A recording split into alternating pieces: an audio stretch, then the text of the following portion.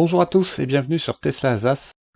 Alors je vais faire une petite vidéo sur quelques astuces que j'ai trouvées dans l'application Tesla, mais aussi vous montrer quelques autres petits moyens technologiques d'accéder à ces informations de la voiture sans être sur son téléphone. Vous connaissez sûrement, mais on en parlera juste après. Alors d'abord, je voulais vous montrer que dans l'application, vous avez ce fameux menu en bas en bleu, plus de détails, qui donne quelques informations sur les caractéristiques de votre voiture, mais ce qui peut être intéressant surtout, c'est la garantie restante, puisque souvent on ne se souvient pas. Donc là, vous voyez la couverture de la batterie qui est de 8 ans, ou la garantie, ou la couverture générale qui est de 4 ans, et c'est la même chose pour l'assistance routière, donc c'est toujours bon à savoir, plutôt que d'aller rechercher dans les informations du site Tesla, vous avez ça dans l'application directement. Un autre point intéressant, c'est au niveau de la ventilation. Je me suis rendu compte aussi qu'en bas, il y avait déjà la possibilité de pouvoir dégivrer le véhicule ou de mettre la défense contre les armes biologiques sur le modèle Y, mais vous avez aussi maintenant la protection surchauffe, je ne l'avais pas vu avant, très intéressant pour l'été, notamment pour activer la ventilation sans mettre la climatisation forcément. Vous n'allez consommer que quelques centaines de watts-heure si vous mettez que la ventilation et pas la clim, et donc ça vous laisse largement le temps de la laisser toute la journée si votre batterie est bien chargée pour garder une température acceptable dans l'habitacle quand vous revenez dans votre voiture préférée. Alors ce genre de fonction très utile, vous ne pouvez pas accéder directement depuis l'application Tesla avec les raccourcis, le widget, ou non plus par l'application Tesla Advanced Notification, en tout cas pour l'instant. Vous pouvez activer la climatisation à distance, mais vous ne pouvez pas définir par défaut, si la température remonte trop dans l'habitacle, d'activer la ventilation ou la climatisation. Donc là, vous êtes vraiment obligé d'aller dans les menus de l'application, mais une fois que c'est paramétré, en théorie, vous n'avez plus à vous en occuper. Alors l'autre menu dont je voulais discuter, c'est l'application qui existe en tout cas sur Android, qui vous permet d'accéder à Windows avec votre téléphone. Ça s'appelle Lien avec Windows sur Android, et avec Windows 11 ça marche très bien, et donc concrètement ça peut être utile dans certains cas, puisque n'importe quelle application peut se retrouver dupliquée sur votre ordinateur, y compris bien sûr l'application Tesla, ou là par exemple la BRP, et donc vous pouvez dupliquer n'importe quelle fonction que vous vouliez faire sur votre téléphone. Là par exemple je fais clignoter la voiture, et ça marche très bien. Alors évidemment, les cas dans lesquels on se retrouve dans cette situation ne doivent pas être si nombreux que ça, mais n'empêche que si vous travaillez sur votre ordinateur et que vous n'avez pas accès à votre téléphone, puisque ça marche aussi en 4G, pas besoin que le téléphone soit en Wi-Fi, et voilà, vous pouvez avoir accès à toutes les fonctions, applications de téléphone, et vous voyez, pour KBRP, ça marche aussi très bien. Et vous avez accès notamment aux caractéristiques de la voiture, moi par exemple Tesla Alsace, et ça vous permet notamment de planifier des itinéraires, et puis quand vous retournez sur vos téléphones, évidemment, tout est dedans si vous avez enregistré ou enregistré des itinéraires prédéfinis.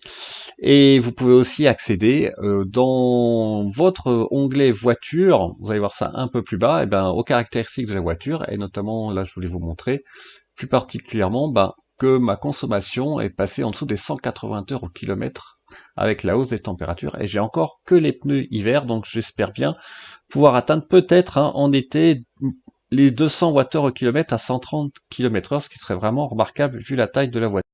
Enfin, le dernier point dont je voulais parler, c'est une application qui s'appelle Teslascope, qui est utilisée aux États-Unis.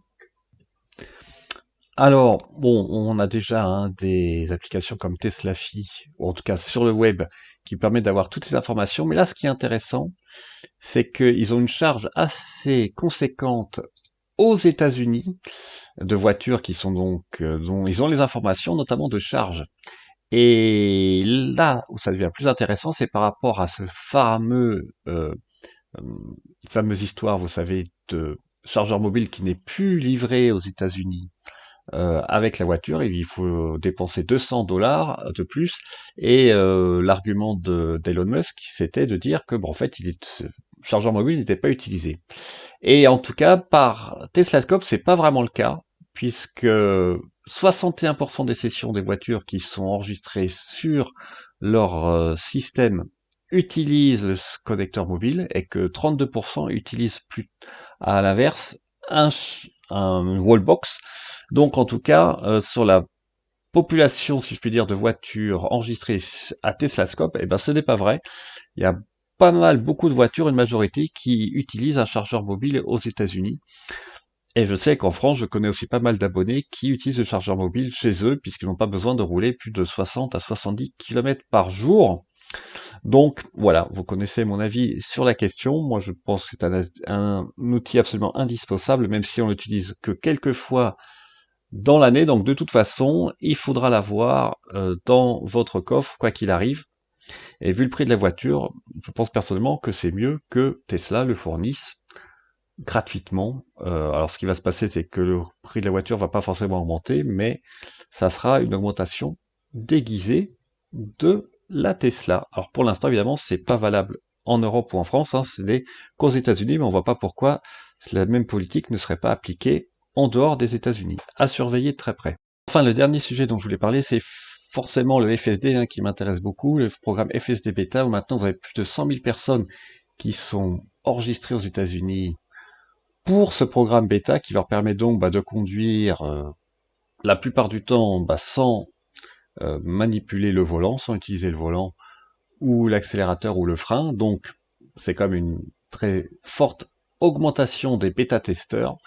Et à l'inverse, eh bien, les objectifs de Tesla ont considérablement diminué en termes on va dire, d'utilisation du FSD, puisque comme c'est marqué sur Electrek, hein, Elon Musk au départ voulait 1 million de robotaxis sur la route, et maintenant il est plutôt réaliste, disant qu'il veut que le FSDA soit plus sûr que le conducteur moyen humain, ce qui me paraît beaucoup plus raisonnable, ce qui veut dire aussi que le FSD fera aussi des erreurs, ça paraît faire sens complètement, hein, pour pas éviter tous les accidents, et probablement sur quelques accidents, il y aura aussi des erreurs du FSD lui-même, que peut-être l'homme aurait pu corriger, mais c'est vrai que globalement, si on regarde, évidemment que le FSD va plutôt limiter et diminuer les accidents que l'inverse, notamment lorsque les personnes sont inattentives ou ont un problème d'endormissement au volant, ça c'est évident. Alors la question évidemment, c'est que vous savez qu'en mars, en théorie, Elon Musk avait prévu une amélioration de l'autopilote en Europe. Pour l'instant, on n'en voit pas la couleur. Moi, pour l'instant, je n'ai pas pris le FSD, hein, puisque je considère que ça n'a pas d'intérêt en Europe, même avec les limitations de la réglementation européenne. Mais en tout cas, c'est encore un sujet très important, hein, à suivre dans les mois qui viennent. Et il promet, a priori, que cette année devrait être l'année du FSD. Donc écoutez, on va voir.